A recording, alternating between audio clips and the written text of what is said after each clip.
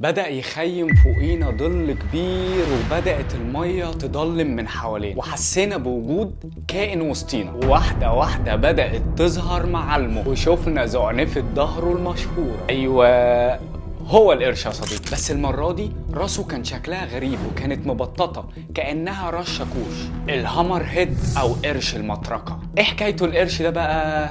اسمع القصة. اسمه العلمي سفيرنا موكرين، يا رب أكون بقولها صح. بيوصل طوله ل20 قدم ووزنه 1000 رطل وبيعيش 44 سنة تقريبا. مش بس من أضخم أسماك القرش، ده كمان من أغربها، وده بسبب راسه اللي واخدة شكل المطرقة واسمها العلمي سافيلوفويل. وده مش مجرد راس شكلها مختلف وخلاص، لا، دي مليانة مميزات بتخليه من أكتر الصيادين قوة في المحيط. أول ميزة إنها بتديه رؤية بانورامية 360 درجة، بيقدر يشوف أي حاجة من أي اتجاه يا صديقي. تاني ميزة وهي وجود إمبولات لورنزيني، ودي عبارة كده عن مسامات مليانة هلام. بتعمل إيه دي بقى؟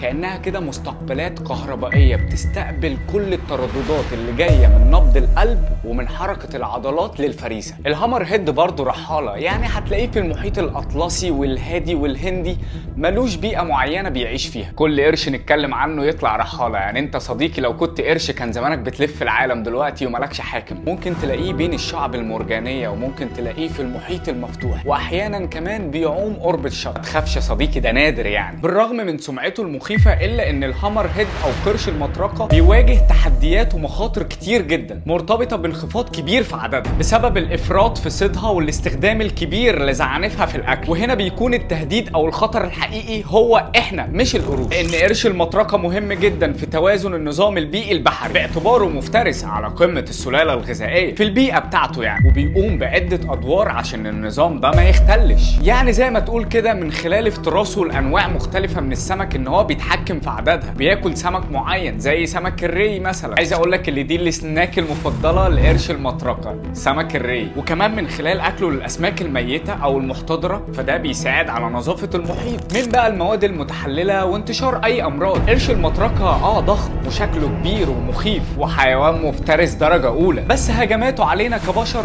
قليلة جدا، وده نتيجة ان هدفه الاول مش اصطيادك انت يا صديقي، هدفه هو اصطياد فرايسه المعتادة من الاسماك. وده ما يمنعش ان ممكن واحد غبي يطلع لك يتلخبط ما بينك وما بين فريسته، بس ما تخافش، هو عادة لما بيقرب منك بيكون من باب الفضول مش اكتر. المهم انك لما تقابله ما تحاولش تستفزه وتحترمه وتديله مساحته، عشان يعني الامور تتم بسلام. وبسلم لي عليه يا صديقي.